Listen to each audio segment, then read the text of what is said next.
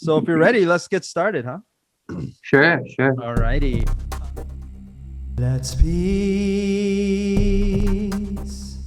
these broken pieces together.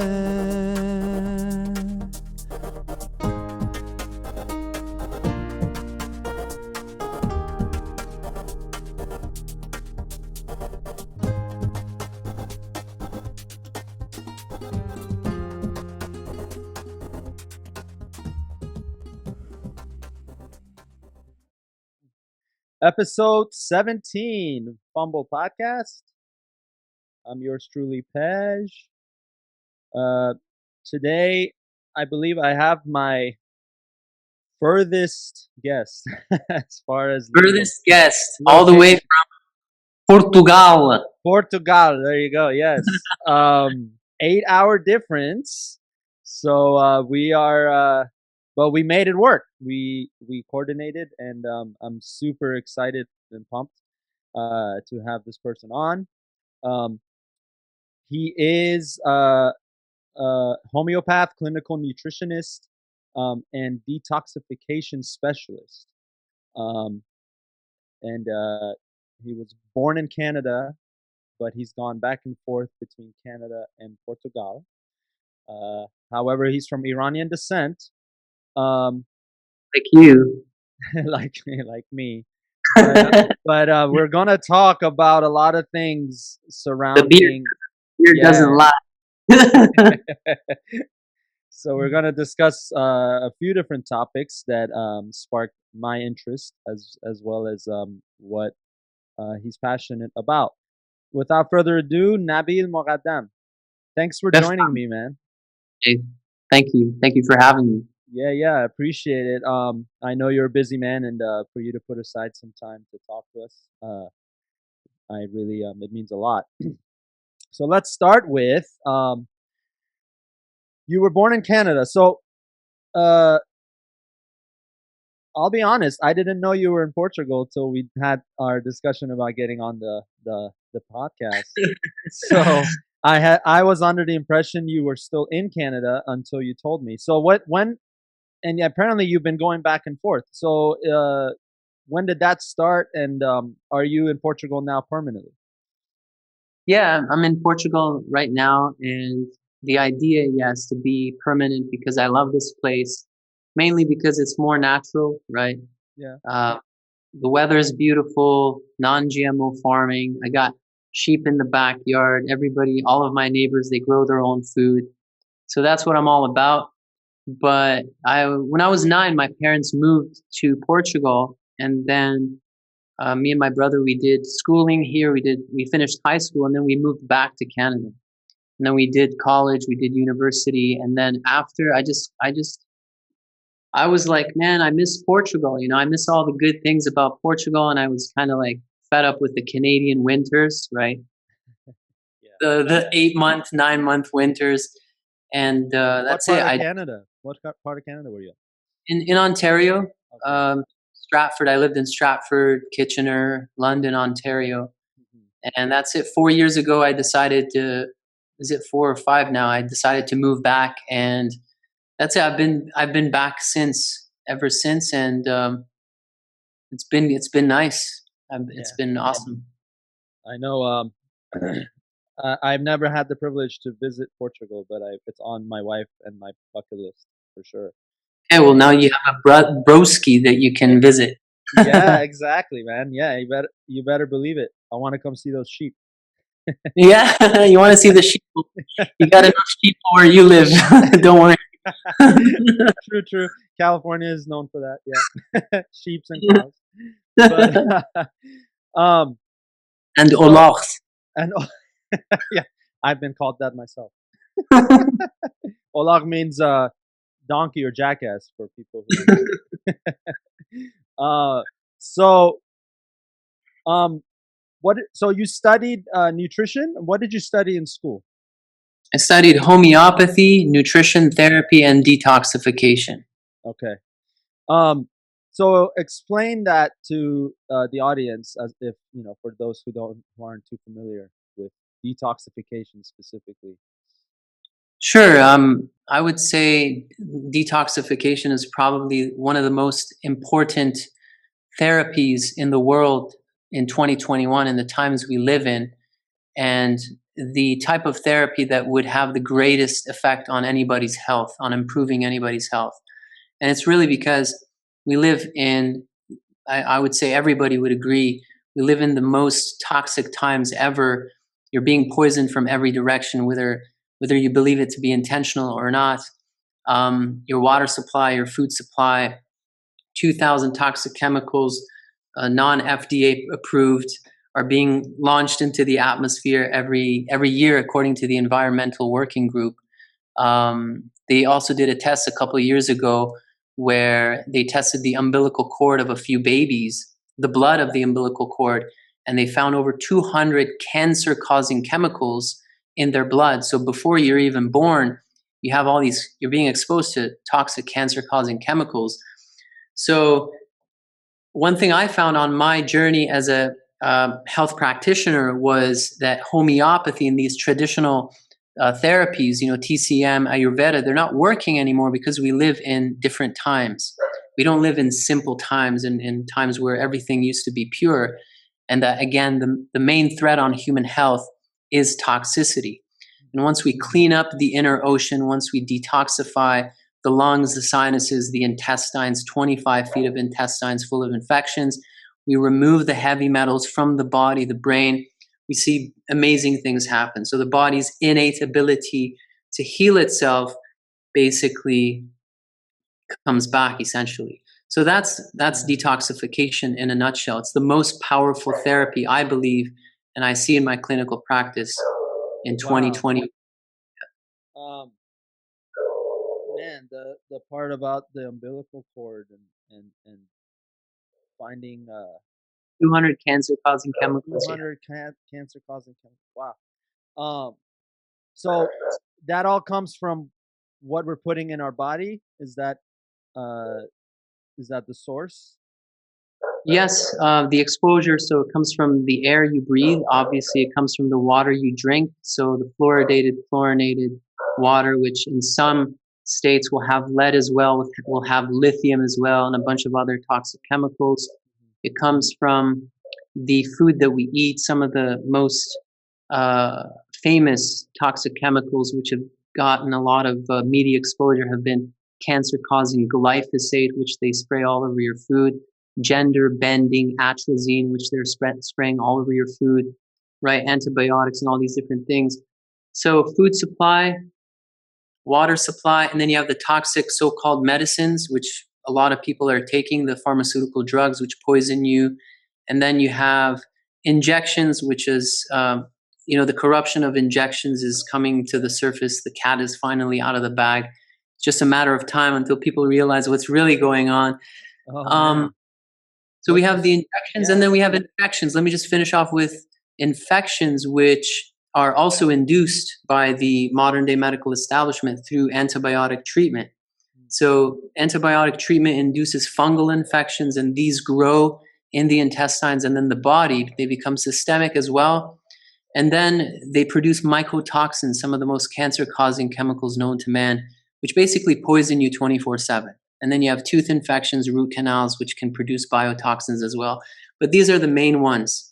Yeah. So yes, we're being exposed to it, so-called medical treatments, the food supply, water supply. It almost seems like we're being poisoned intentionally. And I argue, if you follow my work, that happens to be the case. But Okay, anyways, okay. No, wow. Well, I mean, yeah, there's a lot that I myself believe that's happening that um we aren't actually told the truth about. Um so I guess what I want to know is the how do you get like how would you get the general public to um be able to take control of all of this, right? I mean, like you said, even the air you breathe. So I mean, that's literally just where you live can affect that. So, um, is there a solution? I guess is what I'm asking. Is there a feasible solution to be able to kind of cleanse ourselves. Yeah, 100%. So it really boils down to awareness and education. And one of the so if we're allowed to educate people, if we're allowed to create videos and YouTube videos and on Facebook, on Instagram, do posts and whatnot, then through education, knowledge is power, and people can start taking measures and seeking therapies like detoxification to improve their health and protect their health moving forward. But one of the big issues we're facing right now is censorship. So, a person like myself, I've been deplatformed off of Instagram, Facebook, and I'm currently being shadow banned on YouTube. So, a channel of over 57,000 subscribers has been stuck at 57 for over 2 years. And about maybe 100, 200 people see my videos when I upload them. And when I go live, only 20 people show up. So, if we're allowed to, if natural healthcare practitioners are allowed to educate and raise awareness, then the solutions are quite simple. So the solutions would be avoiding the toxic foods in the water, purifying your water, growing your own food, not eating food produced and brought to you by known, eugenicists and depopulationists like Billy Boy, Bill Gates, and his companies, what's it called, Bayer, Monsanto. And just in 2019 they paid out over $10 billion to settle cancer lawsuits because they know, and the courts know that it's killing people, right? But nowhere will you see any attempt at holding them accountable and stopping the production of cancer causing GMO foods. But so we have the therapies, we have gut detoxification. I've produced many courses teaching people how to safely and effectively detox the infections from their gut, remove the infections from the sinuses, from the lungs, from the ears, how to remove heavy metals from the body, and then just maintaining that. So exercising, sweating, using sauna, eating healthy foods, all that kind of stuff. So. But the main issue is really censorship and shadow banning and fact checking and all that kind of stuff, which really keeps people in the dark, essentially. So, as far as the sense, I mean that's really not that's not really that unbelievable in the United States anyway, because that's there, it's so polarized right now, and there's always wherever you go, whatever social media account you go on or any news outlet, fact check, fact check, fact check, and then you gotta eventually you start thinking like, okay, well, you have four different fact checks, one saying the other one's wrong, the other one's saying the other one's wrong, so it builds this humongous cloud over your head as far as like, okay, well, what the hell is the truth? Like then you start to like, so and eventually um it leads to fatigue, mental fatigue from um the masses, right? You start um to just kind of lean toward what makes more sense to you, right? Whether it's true or not. And I guess what I'm asking is how do you like you said, education and is huge, right? Is a big part of all of this.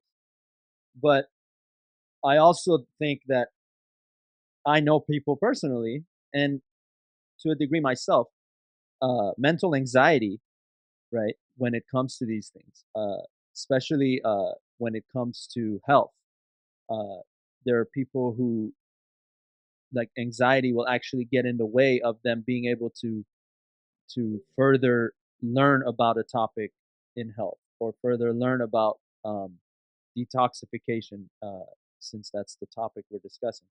And so, how do we how do we motivate? Because there's not just like a handful; it's a lot of people that deal with that, especially here in America, being so diverse, and so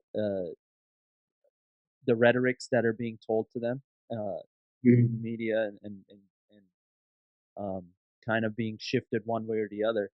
Um, to tell all these people, listen, education is the way to go, but then on top of that, you add anxiety. So how do we talk to those people? That's you know, it's not, it's difficult for me to put myself in the average person's shoes because I've been studying even before I started my schooling in the natural health sciences back in 2011. I was studying and researching natural health.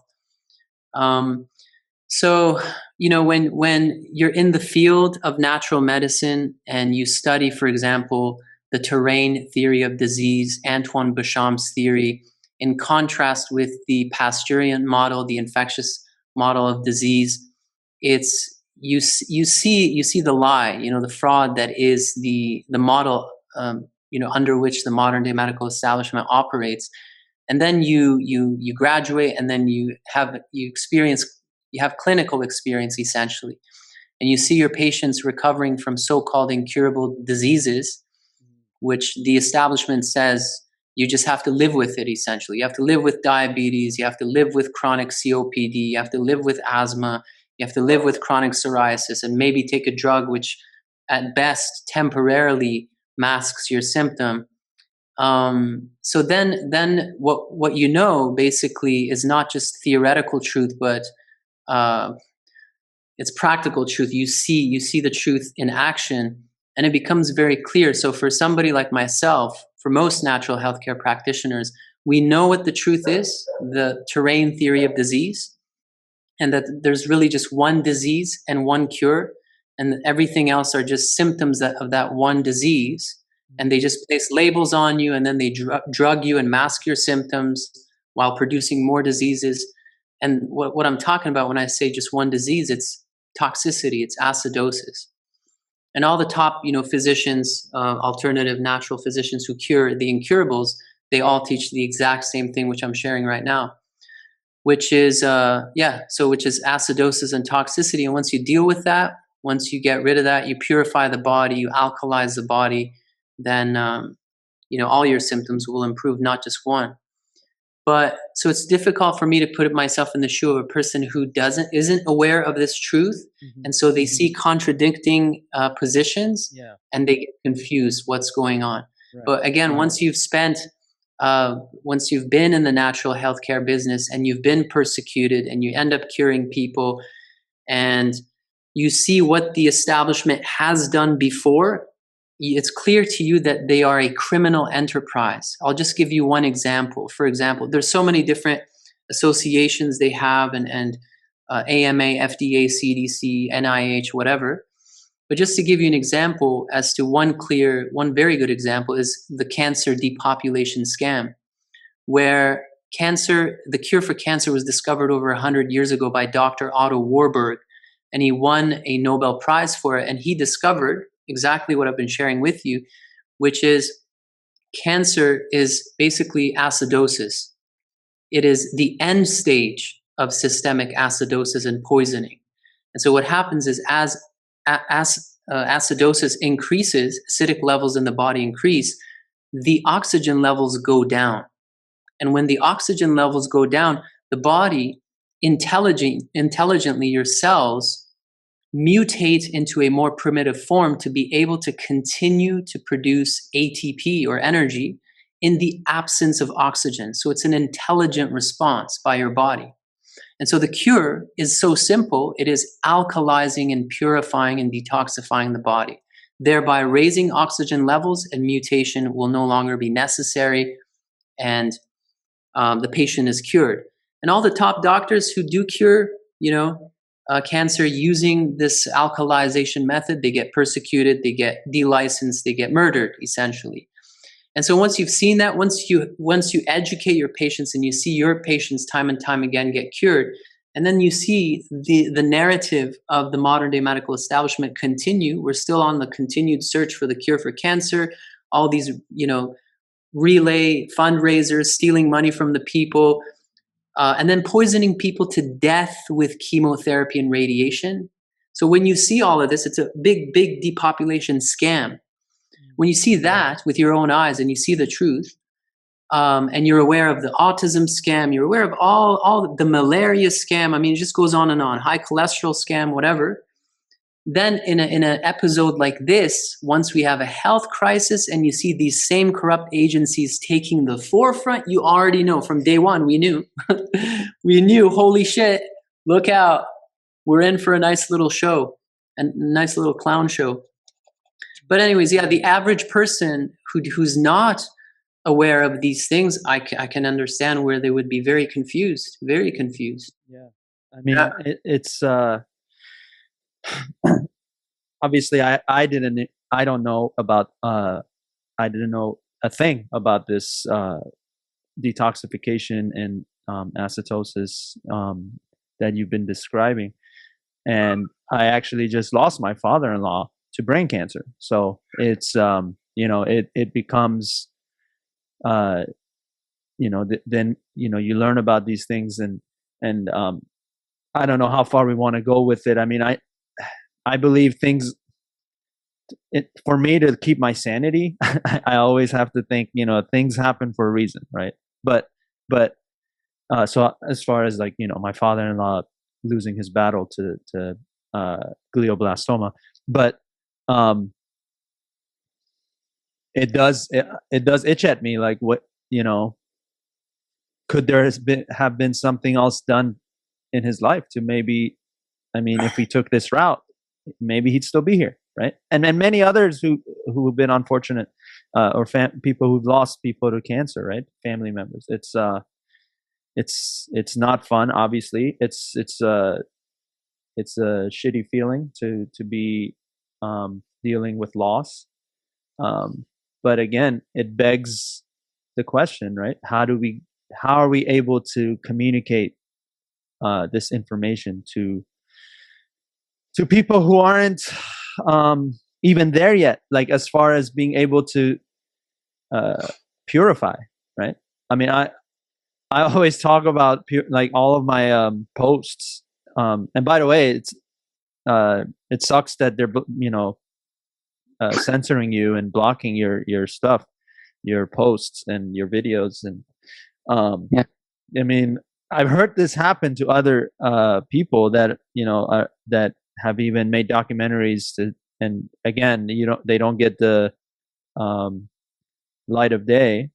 It's all the evil of money, I guess it goes back to, right? It's the evil of trying to, I guess not money, but the greed for money, right? Because that's has to be the driving force for them to want to shut people like you up, or shut other natural homeopathy clinical nutritionists down, as far as getting the truth out.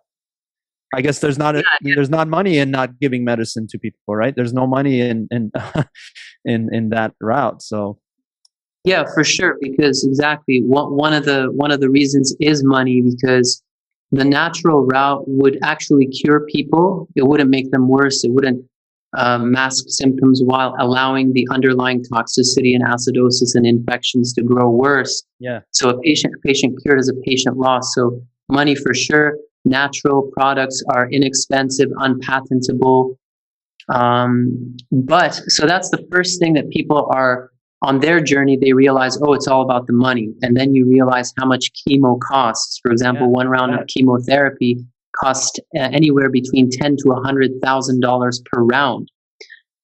So you realize, yeah, money is definitely a driving force. But then once you dive deeper and deeper, and then you look at different things that they are engaged in, you realize it's not just about the money. And I'm sure that many of your listeners will not be ready to digest this truth, but you learn that the other important agenda is not only money, but also depopulation. Because what you learn, anybody who's up with the times and studying the works of the World Economic Forum, the Davos Group, the Carl Schwab, Bill Gates, Kissinger, George Soros, all these global elite, one of their priorities has always been, and this is all out in the open on their websites, in their books, has been population control.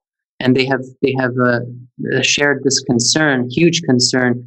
The greatest crisis of our time is really population overgrowth. So once you see But basically what you will notice is once you look at autism, once you look at malaria, once you look at all these different things, you realize they could be charging the same amount of money with the same vaccines they're using, with the same chemotherapy that they're using, but the end result would not be death. It doesn't have to be death. You could charge the same money, $10,000 to $100,000 per round or whatever, but the patient would live. We have these techniques. They are very well aware of them. Just to share with your viewers, just one simple case is instead of using chemotherapy the way they do, which ends up depopulating the patient, causing chemo brain, wiping out the kidneys, poisoning the entire body and the immune system, which, you know, temporarily may get rid of the tumor, but then because your entire body and immune system is wiped out, it comes back more aggressively, and then you end up being depopulated. But we have something called insulin potentiated chemotherapy. So simple, nothing, not rocket science. And what it does is it drives the chemotherapy just to the tumor site. Because again, we know cancer cells need more sugar than average cells, because again, they mutated and they're producing ATP in the absence of oxygen, so they need more sugar, more glucose. So that's how you drive it like a Trojan horse. You drive the chemotherapy straight to the tumor, just like the lab technician does when they're testing you for cancer. They give you a sugar concoction with a radioactive material. You either drink it or you do both. You drink it and they inject it into your vein, and they see where the sugar drives the radioactive material. Okay, that's where you have the cancer. So, wow. I mean, it's so simple. Can't we just use sugar to drive chemotherapy, or, which is what Dr. Tullio Simoncini is doing, to drive sodium bicarbonate, which is the alkalizing agent, which then the sugar drives the sodium bicarbonate straight into the tumor, which is an intelligent response. Your body has basically created a tumor to isolate the toxic acidic material, right? Yeah. Drives the alkalizing agent, boom, alkalizes it, increases oxygen, tumor's gone. So we I wanted to share that example that we do have simple ways of, you could still, let's inject people with saline solution instead of toxic heavy metals and polysorbate 80 and all these toxic chemicals, which dumb people down, sterilize them, suppress their immune system, all that kind of stuff. Just give them saline solution and still make your billions off the vaccines. Give people chemotherapy in the safer way, et cetera, et cetera. But you don't do that. You realize, okay, there's an agenda with these so-called incurable diseases, which is wonderful for the depopulationists. And I guess they're running the rule books and all this. So, you know, yeah, that's aggravating. Is there anywhere in the world that's practicing what you're preaching? More so in the non-Western countries. So in Europe and North America, the modern day medical establishment has taken a strong hold over the way medicine is practiced. But in the Asiatic countries, you will see more freedom, essentially, more integrative oncologists. And this is why we have a lot of medical tourism happening in also Latin America. For example, all of the integrative cancer clinics happen to be in Mexico, for example, because it's illegal. It's in the States, it's illegal for any modern day medical doctor to treat cancer in any other way other than chemo, radiation, and surgery. If they attempt to do anything other than that, they lose their license. So they have been trained to be order followers, essentially, and essentially depopulate their fellow human beings. Yeah. So you'll see that in all these other countries, India, homeopathy is huge. You know, in Japan, in China, we have traditional Chinese medicine, we have Ayurveda, we have all these different systems. And for those who are interested in cancer, there's a docuseries called The Truth About Cancer docuseries. Highly recommend it. And you'll see that all the doctors they interview who cure cancer, none of them are from North America, obviously. They're all from other parts of the world where the modern day medical system hasn't taken a complete control. It exists, but so does homeopathy, so does TCM, traditional Chinese medicine, etc. I see. You mentioned India and China being the using these practices, right? That you mentioned, and then I think, okay, well, China and India are the two most populated countries in the world. So, is that I doubt that's coincidence, right? I don't know. Like it must be linked somewhere to that style of medicine practice. So, or homeopathy. So I don't know. Mm-hmm. It's a guess, but it's I don't know. Another reason I thought of that is because when my father-in-law was going through chemo, we had family from China who actually sent an alternate pill form medicine from China. They said, try this. Ask your doctor about this instead. Long story short, we elected not to pursue that. But again, it's all based on information and misinformation. I mean, that's what it is, right? That's all we have to hang on to. That's what your life experience has gotten you to where you are, and all other 7 billion people in the world, right? It's all what we know, and what actually, like you said, practical truth. That's what we don't see enough of. So, and that documentary you mentioned, I'm definitely going to check that out, and I'll plug that in on the episode so people can go Awesome. watch that. Yeah. Another documentary actually I watched a few years back, and this is a good segue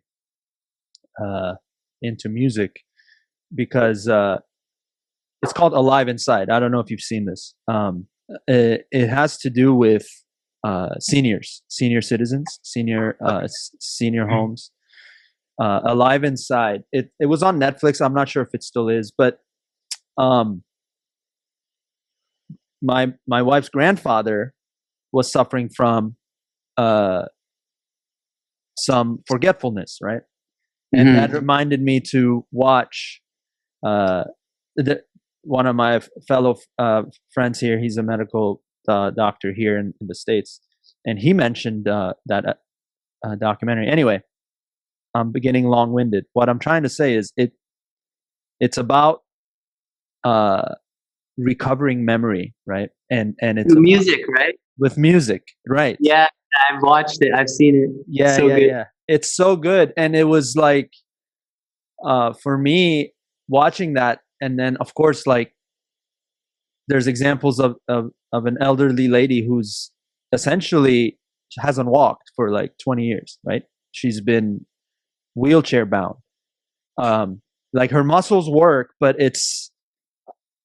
they explain it as, feeling defeated almost, right? Like and just not remembering anyone.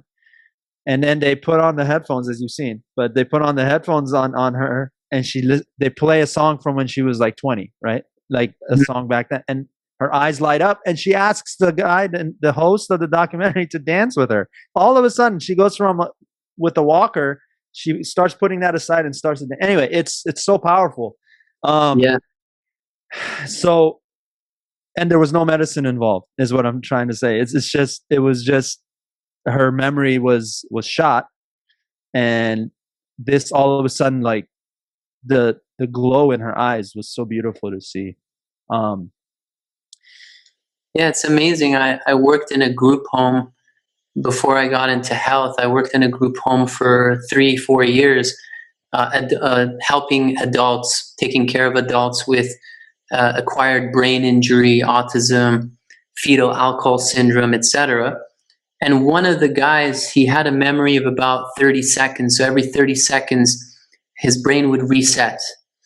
But the only one thing that would activate his memory, his long-term memory, was his favorite songs from back in the day before he got his brain injury. So we would play his favorite songs, and he would just go, like, he would become this new person, and he'd start dancing and singing every word he knew the entire lyrics of the song. Yeah. And he'd go on for like 5, 10, 15, 20 minutes, and his memory wouldn't get reset. So it seems like music definitely activates a special part of the brain which pertains to long-term memory or something like that. Do you believe that has its place in the homeopathy practices? I'm sure natural health for sure. Music therapy, 100%. Yeah, 100%. It's crazy, man. It's like the more you talk about it and think about it, the more you're like, holy shit, man! Like I don't know anything. It's like, but that can be overwhelming, right? Is what I'm saying. Like it can be overwhelming in the sense that like, what have I been taught all this time? It's like, yeah, you see it. You see that education in the West is miseducation, essentially. The more letters you have at the end of your name, the more it means that you have been indoctrinated, miseducated, and made ignorant, essentially. And that you have to do a lot of work you need to do to unlearn the brainwashing, get rid of that brainwashing. So let me ask you this then. How did you That's why, just let me say this. That's why when you asked me before we started this interview, Nabil, should I introduce you as Dr. Nabil Moghaddam? I said, God, no, don't you dare. Don't you dare. Because I ain't no indoctrinated white jacket cult member. You know what I'm saying? So I cringe. I honestly cringe when people call me. I know they say they want to do it out of respect, but no, please do not associate me with the Eugenics Association, essentially. Yeah. That's what it is. So what I want to ask now is when did the light bulb come on for you? At what age did you start thinking about these things? The bulb came on for me at around, I would say 20. When I was 20, 21, the first thing I was exposed to was, what's his name? Kevin Trudeau, not Justin Trudeau.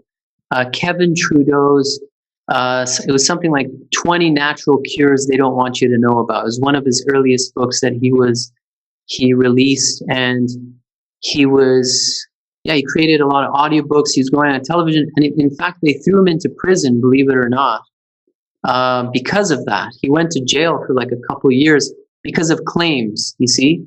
Claims that this will cure that, this natural thing will cure this. And this leads to another issue, which I think we were hoping to discuss, which kind of leads well into it. Yeah. Which is it's interesting how we talk about equality, we talk about consultation, especially in the Baha'i faith. I'm a Baha'i. We're both Baha'is. I'm guessing you're still a Baha'i, right? Not active as much, but yes. Okay. Yeah. So in the Baha'i faith, consultation is very important, and what that means is that everybody's voice should be heard. And from the differing opinions, we experience the clash of truth, essentially. And anybody who's experienced consultation will tell you it's true consultation, will tell you it's one of the most amazing experiences ever. When you get the input of an African American, a white person, a gardener, a doctor, a specialist, you get a woman. Women bring a whole different emotional aspect, emotional intelligence to the conversation, et cetera, et cetera. You get something so much richer and so much closer to the truth than you ever would if you had one group of people, one group of men, one group of elite deciding for everybody else, et cetera. Yeah. So when it comes to the system of medicine, it's interesting how one group of people have dominated the conversation and kicked everybody else out of the conversation. And as an example, for example, everything that the establishment says through the WHO, CDC, FDA, whatever, everything they say is scientific and true, but everything the entire worldwide medical community would say is false, is completely false. And in fact, they're not allowed into the conversation or consultation. They're censored, deplatformed, intimidated, murdered, delicensed, fact checked, etc. Yeah. And we've seen this now more than ever before, where they are censoring not only natural healthcare practitioners, which we actually happen to be the majority of, experts, you could say health experts, but they have been censoring even their own fellows, right? They've been censoring their own Nobel laureates, virologists, experts in immunology, any of their own experts who disagree with what a small group of elitists have to say, their main narrative, they all get deplatformed. And so is this science when the majority of voices of professionals and experts has been silenced and censored? Yeah. Is this a majority consensus when the majority of voices of healthcare experts have been censored, not only natural, but even conventional? No. So we're seeing, this, I forgot what I was getting at. Well, consultation was the basis of it, and talking about consultation, essentially, and how we have one group of people basically dictating what science is and what the narrative is and what the truth is. So, but that always, they're a small sample of the entire population of the planet, and they don't represent. There's no consultation. There's no consultation happening, essentially. Well, you said it. It's no conversation. They're dictating. That's not a consult. It's not consulting. So where does so we talked about how health is connected with. By the way, what are you drinking? Since we know. What am I drinking? Well, I really enjoy ginger tea, or just ginger. It's really just fresh ginger, crushed and squeezed, and I got some oregano leaves in here as well. And that's it, just hot water and a big. I can't find a mug that's big enough for the amount of tea that I like to drink. It's basically herbal tea, so I just put it in this glass bottle and I just chug it down. I love it, man. That's good. You can't be Persian and not like tea. So, black tea. Yeah, well, I don't know what are your thoughts about that, but black tea. Maybe I'll just plug it in. Black tea is highly acidic, even more acidic than coffee, and so we are seeing an epidemic of systemic acidosis. In which case, Persians should reconsider, or at least transition from black tea to herbal tea. Yeah. What about green tea? Green tea is better. Yeah, green tea is not acidic. Yeah, man. I think the challenge comes, and this is what I wanted to get to, is having that spiritual strength. I'm not advocating that. Religion is 100% needed in this quest, right? We're not trying to convert anybody. If that's yeah. That's not what I've never. I mean, myself. I said it earlier. I'm not active. I'm not active in the faith anymore. I was when I was younger. But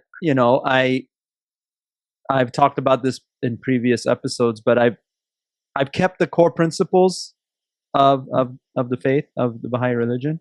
But but by no means do I just like. It doesn't define who I am, right? But it definitely it helped me stay out of big trouble as a kid, right? So, but the core principles of the Baha'i faith, a lot of it is in line with many other major religions. So it's not, and I think most of the religions, their core principles, they say the same thing.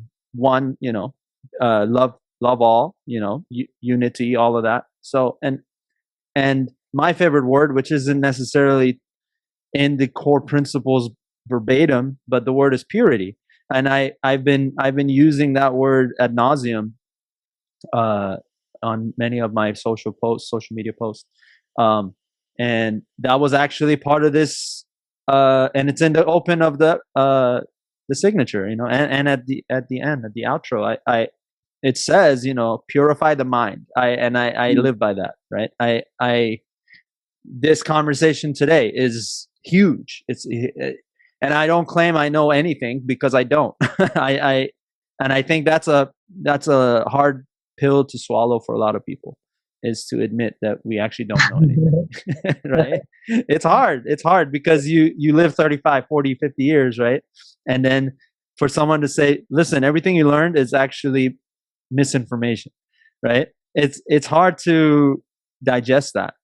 So the emotions of that, right? So what I was getting at is the spirituality is the part of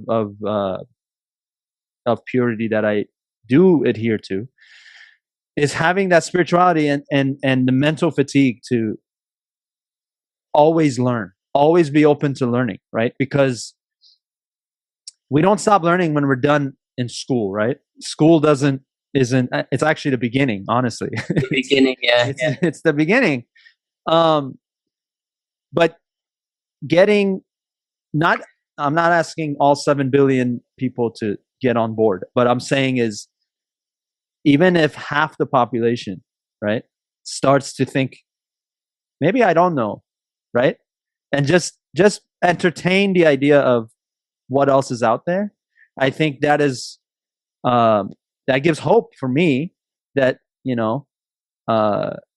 we can actually change the tide or turn this ship, right? So, what do you think? Where do you think your teachings and your education in nutrition and health and homeopathy and detoxification, when do you think that can become common knowledge?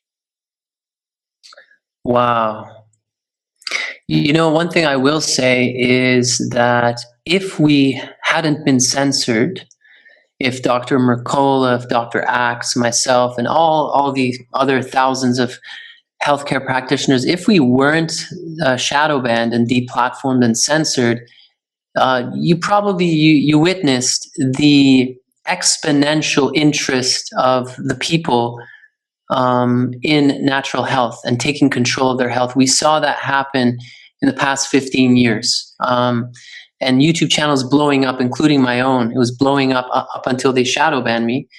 But people know, they can discern the truth if they are allowed to have access to it. If they can compare, different theories, they know what the truth is. And we saw a huge surge and interest and people basically educating themselves. And our channels were blowing up. By now, if we weren't being censored, each one of us, we'd have millions of followers, and we'd overtake the entire globe, and people would learn about the truth about health, the fake pathogenic disease model. They would learn about the terrain theory of disease. They would take control of their health using foods, using detoxification and nutrition, and they would never step foot into the doctor's office again, just like myself. And if that were to happen, they would close, big pharma and the modern day medical establishment would have to shut down their doors. By now they would have been bankrupt. Yeah. So to understand that the demand is there, the desire is there, the ability to discern is there, and it would have caused the collapse of the modern day medical establishment already by now. And so really what's keeping this knowledge away is really the censorship, is a massive, massive censorship. And really, we don't know how long it's going to take. There is a lot of hope of decentralized blockchain, censorship-free platforms, messaging apps. A few of them, Telegram is censorship-free still. That's a huge source of dissemination of information when it comes to natural health. Odysee.com is like the decentralized YouTube, which has gained a lot of momentum, but it's under attack. We got BitChute, which seems to be somewhat compromised. We got Rumble. We got a couple other apps which are being launched on Holochain, which is even better than blockchain technology. So we have to see how these platforms play out, if they are truly censorship resistant, if they can be attacked by the elite, the corrupt elite who have always controlled information since the time of newspapers, television, and then it was just a matter of time before they controlled the internet as well. So if these decentralized platforms continue to take off like they have, then honestly, within the next 5 years, Big Pharma will close their doors. That's my opinion. Yeah. Because it catches on like wildfire. Yeah. But if they also hijack somehow and intimidate the owners of these different platforms and take them down as well, then we'll never get the truth out, unfortunately. Yeah. Yeah. But I guess I'm a firm believer in people ultimately do hold the power to seek the truth, right? People ultimately hold that power because there's no top 1%, or there's not enough people in these groups trying to control the entire masses that can keep this information away from people. Yeah. It just becomes harder. So instead of finding the truth in a few weeks of search pertaining to your condition, it would take 10 years, 15 years, 20 years of hopping from doctor to doctor, and you just can't seem to figure it out, spending hundreds of thousands, which is a story I hear all the time. Yeah. And 10, 15, 20 years, depending on how much you sacrifice, how much you search and you invest, eventually you might find the truth. Yeah. It's still possible. That's how people find me. The people who find me, I'm being shadow banned like crazy. It's truly God sent. So whenever a patient comes to me, I know it's meant to be because of all the censorship. If they somehow found me, I'm like, God wanted me to take care of them. And so I really do take care of my patients. That's good, man.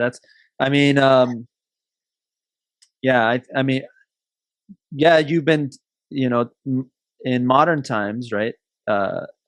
People like yourself who've been studying and spreading the word on the practical truth in health, but it's not news, right? Because you said it. The doctor you mentioned 100 years ago, Dr. Otto Warburg. Yeah. Dr. Otto Warburg. Yeah. Exactly. So it's there. It's been there for centuries. So it's not like, so what I'm saying is that it's with this tool of social media, the ones that aren't being controlled as much, eventually it's going to happen, right? It's going to happen. So it's the depopulation. That's the hope, right? And we got to have hope, because with that is the bottom line, I think. Yeah, because maybe I'm more hippie about it, but I think that love and yearning for the hope and wanting to have something to look forward to is huge for people's mental health, right? I think it's I'm a big advocate for mental health, right? Physical health, right? All of that is huge. It's 100%, and it can affect mental health. Like literally, it can. I know, but but if you're not able to have hope and you're just in the dark, that's a scary place, I think. So it's for myself, I've gone through my challenges as far as discovering what I am and who I want to be and where I want the world to go, right? And then using something like this, so far being a control-free podcast, right? It's the goal is to just, hey, educate me, whatever your field you're advanced in, I want to learn about, right? And I know that there are millions out there that would agree with me, that want to learn also. So, but again, like I said in the beginning of this show, it all stems from togetherness, right? Wanting to purify, but learning it together, because it can be a lonely world out there if we're just doing it, on our own and not working together. So I think togetherness is needed more than ever, right? Than it with current events and everything. All right. I know I haven't talked about it yet, and I know you you were but let's talk some sports and music, man. I know that was Okay. let's it'll be a lighter note, right? It'll be a little bit of a lighter note to end on. But yeah, so I like a lighter, happier note. Yeah, exactly. Yeah. You're a guitarist, I know that, and you had a few songs out back in the day. I remember those, and that's actually how I learned about you. And then we ended up meeting at conferences. Nabil and Karim, I remember. But you still play? I know you mentioned that you still play the guitar. Are you still? Yeah, I mean, I still, in between breaks, in between consultations, I have the guitar right there. I just so I don't lose my chops, right? Yeah. But when it comes to music production, I haven't been as productive musically, especially because with all the censorship, we have to work about, you could say, 10 times as hard to be able to get the visibility that we would if we weren't being censored. So, you produce something and then you put it on YouTube, it only gets 100 views with 57,000 subscribers. So then you have to upload it to Odysee, upload it to BitChute, upload it to just try to spread it as far as possible, get 50 views from here, 50 views from there. Got to start podcasting now because my YouTube channel is censored. So you got to be 10 times more productive to be able to reach viewers, essentially. So we work a lot. And because of this, I've grown when it comes to creating content and expressing truths, which has been really positive. It's been really great this past year in that regard. But on the other hand, music has really, really gone back to the back burner. But even still, I've been able to produce one song a year. Well, good. Which isn't bad. That's great. At least I keep the fans, alive with just one track a year has been my productivity rate. Yeah, well, you're wearing a lot of hats, so you're actually wearing one now. So, but that's awesome though, man. And you said your podcast. Where can people go to find your podcast? Sure. So I started a podcast last year because I realized the censorship was so hard, but I heard that podcasting wasn't being censored or something like that. Yeah. So it seems like it's still uncensored. So yeah, I started podcasting and the name of my podcast is So Ready for Health. It's the same as my website, the same as my Telegram channel, So Ready for Health. Mm-hmm. And in these podcasts, I really share a lot of things which I would otherwise be flagged and deplatformed from YouTube.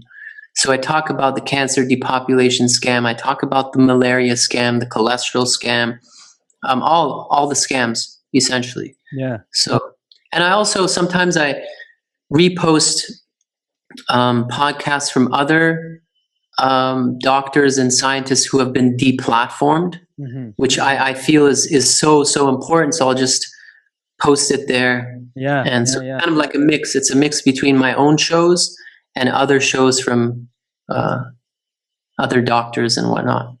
Got it. And is it just video on Telegram, or are you have the audio and on Spotify? Do you have it on all the platforms that we can? Yeah.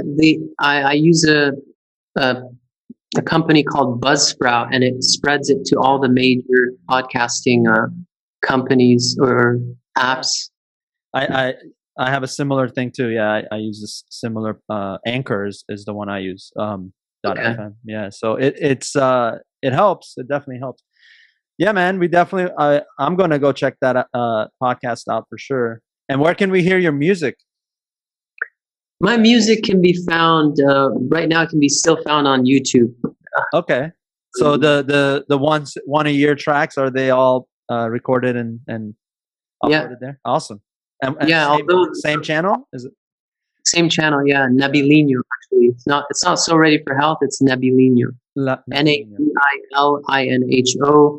But let me warn your listeners that my last two tracks are Portuguese. You know, since I moved here, the Portuguese fan base has asked for some Portuguese songs. Yeah. So the last two songs have been in Portuguese. No, But the one, man, that's awesome. It's a sign of expansion, unity. That's great. I like it. yeah, the song I'm working on now, I've already composed. I'm just in the midst of producing it. Is going to be in English, and it's a prayer by Abdul Baha, one of the recently translated ones. And I felt the need to do something, to create something, and dedicate it to the centenary of Abdul Baha's ascension, which is coming up this year, this fall, essentially. So that's really why I'm going to be doing that. So that's something to look forward to for all the music fans. Yeah. Sometime this September or October, they can expect a sweet music video. Sweet, man. I look forward to that. And definitely love your approach to your songs and your writing. It's as a fellow musician, it's definitely appreciated. So, oh, thanks, man. Yeah, man. All right, sports, man. Soccer. You love soccer, you said. So let's talk about it. You still play or what? Oh man, I wish. I still. I mean, I'll play anytime. If you come here, you want to challenge me anytime. But I'm probably the worst soccer player as a Persian, so I'll put that out there. Oh man, but I live on like at the top of the mountains now in the countryside. I don't really have anybody to play with. Yeah. But that's one thing I do miss in my life is to be able to play soccer. Yeah. But growing up, I was a huge fan. I used to play all the time, and I was really good. I was a very good striker. Always like the top scorer in every league that I would play. This is in Portugal or Canada? This would have been, well, it started in Portugal when I moved to Portugal.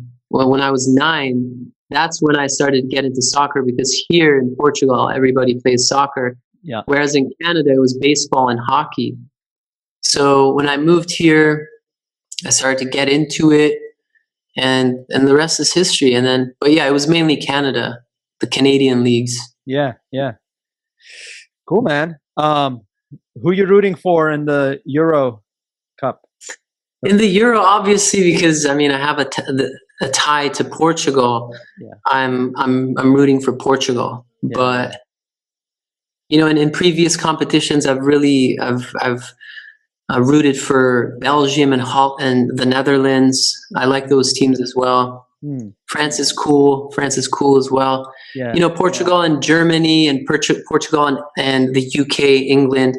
We have this past, this history of what would you call it? Like of rivalry. Yeah, yeah. You know, from past the history of other competitions. So I'm never routing for England or Germany. That's for sure. I know soccer is the proper term is football. Is football, right? Yeah. It's the continental sport over there. So it is. Yeah, yeah. Football and the ball. And the ball would be the second most played sport, which is a weird sport, which I had never heard of when I came from Canada, which was so weird because it's playing soccer but with your hand, because there's two goals, two nets, and you got like, I don't know, 5 or 6 on each team, and that's really it. And it's a small ball and you're supposed to score. Yeah. And it's so weird. It's like the opposite when it comes to soccer. It's almost closer to basketball, maybe. Yeah. Can you wait on that in handball? Can you can you like run with the ball in your hand? How does it work? Is there like traveling? What? Yeah, there is traveling. Yeah, I don't know the exact rules, but you can't just run with the ball. You got a couple steps. You got to pass. You got these kind of things. Yeah. Interesting, man. Well, cool, man.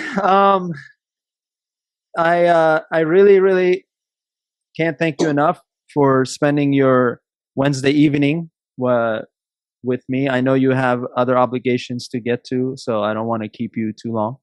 No, my pleasure. My pleasure. But if you ever, in the near future, if you want to talk about mental health, because you said you're a huge advocate of mental health, that's something we can talk about too. We have a lot of therapies for mental health too. Yeah, man, 1000%. I mean, I definitely want you back on because I think we only scratched the surface today. We didn't even really, it was like a very introductory lesson that we had today. So it was, I definitely want you back on. And yes, mental health for sure should be the focal point next time. Anything else you'd like to plug? No, just if anybody wants to seek my assistance or my services, they can go to my website, soreadyforhealth.com. soreadyforhealth.com. You guys heard that. Nabil Moghaddam, it was a privilege having you on. Everyone, I will have all of his links plugged on this episode, so you may have seen it already at this point.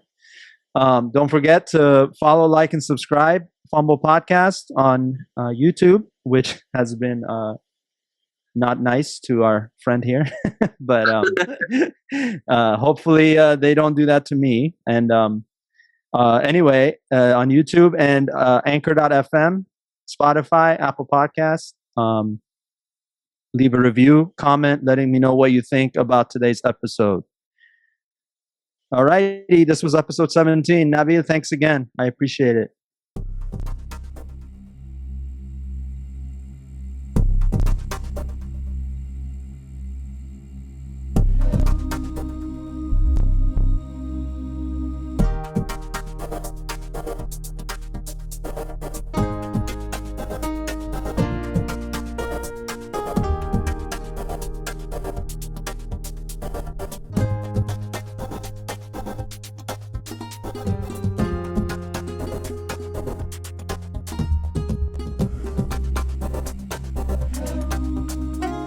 Together